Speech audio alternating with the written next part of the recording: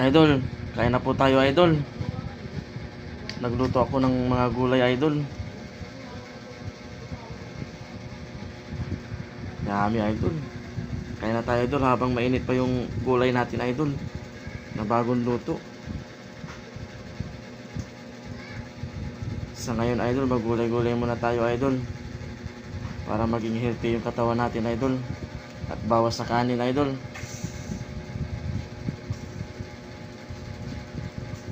Yan. Diet muna tayo ngayon idol ha. Kahit na madami yung ulam, 10 gulay idol, bawi na lang tayo sa gulay idol. Bawasan natin yung kanin. Yummy idol oh.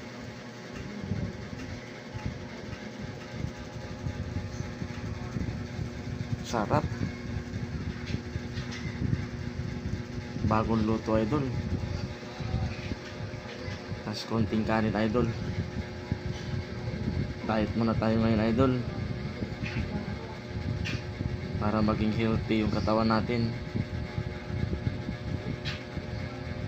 Yummy. Sarap.